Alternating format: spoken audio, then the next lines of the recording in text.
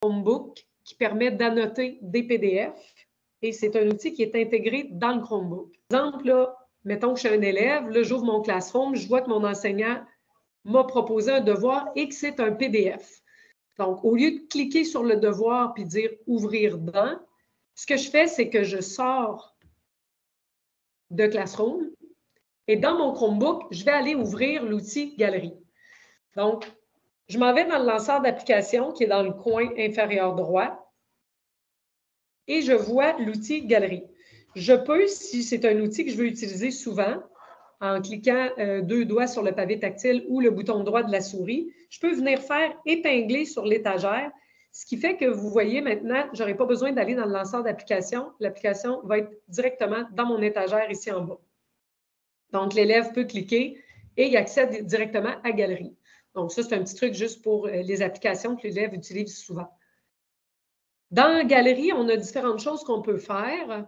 Ce qui nous intéresse aujourd'hui, puis qu'on vous présente, c'est vraiment la section « Remplir des PDF ». Mais on pourrait aller modifier des images, on pourrait regarder des vidéos. Vous verrez qu'il y a un lien à la fin de la présentation pour le Picture-in-Picture là, avec les vidéos qui peut être intéressant, qui est présenté.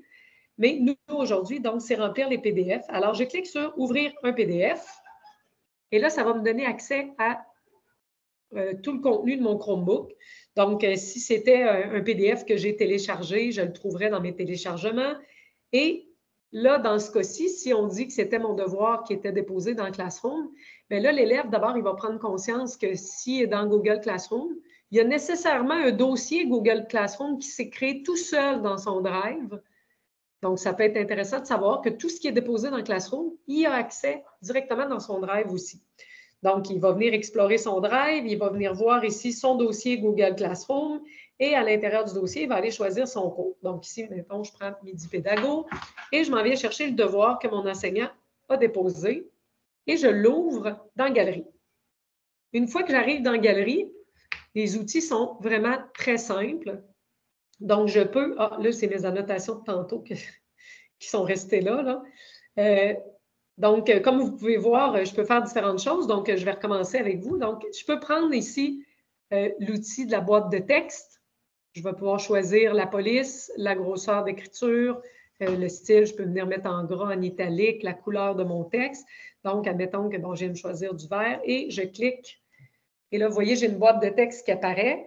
Et là, je pourrais venir écrire, exemple, que ça peut marcher aussi, un TVI, mettons. Oups, TVI. Et là, vous voyez que je peux venir changer la grosseur. Je peux le mettre plus gros. Je peux venir changer ma couleur pour qu'on le voit mieux. Et une fois que… Oups, j'ai écrit TI. C'est pas grave. Une fois qu'il est fait, vous voyez que je peux le déplacer n'importe où. Parce que j'ai mis le contenu de ma boîte de texte.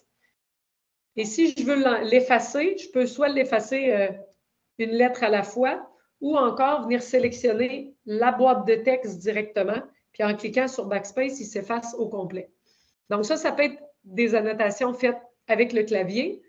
Je peux également, ici, juste à côté, venir choisir de faire des annotations manuscrites, ce qui me donne accès à 3 outils, un stylo, un surligneur et une gomme à effacer. Donc, avec le stylo, je peux venir choisir l'épaisseur du trait. Encore une fois, je peux venir choisir la couleur de mes traits. Et je peux venir, par exemple, venir encercler. Alors, comme vous voyez ici, là, je peux faire des flèches, je peux venir souligner, je peux venir ajouter. Bon, je dis ici, mettons, j'ai souligné dupliquer. Puis là, je me rappelle que dupliquer, ça veut dire qu'il va être la même chose sur les 2 écrans. Donc, vous voyez, je peux venir écrire. Et quand, je peux aussi également utiliser le surligneur. Donc, je me choisis une couleur. Je peux venir surligner les informations que je trouve les plus importantes. Et quand j'ai terminé, je dois venir enregistrer. Donc, vous voyez en haut à droite, il y a un bouton « Enregistrer » qui est quand même assez évident. Et vous avez une petite flèche à côté. Là, c'est important d'expliquer aux élèves que si je clique sur la flèche, j'ai l'option « Enregistrer sous ».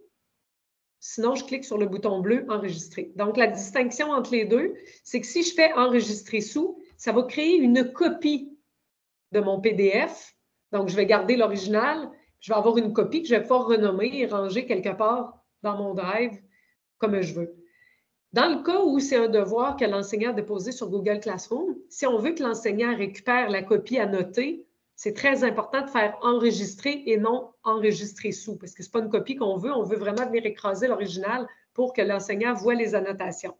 Donc, l'élève va faire enregistrer, il va fermer Galerie, et quand il va revenir dans son Classroom, il va tout simplement avoir à rendre son devoir, comme à l'habitude, et c'est réglé, le devoir est rendu et les annotations sont dessus.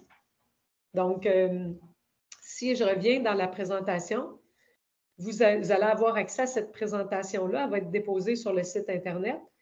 Et vous allez voir que tout ce que je viens d'expliquer est vraiment expliqué en détail, là. Donc, l'enseignant qui crée le devoir dans Classroom, il joue un PDF, une copie par élève. L'élève voit que c'est un PDF à annoter. Donc, il va ouvrir l'application Galerie. Il clique sur « Remplir un PDF ». Il va choisir dans son Drive, dans son dossier Classroom, le document à annoter. Il l'ouvre, il l'annote et quand il a terminé, il clique sur « Enregistrer » et il va rendre son devoir dans Google Classroom. Donc,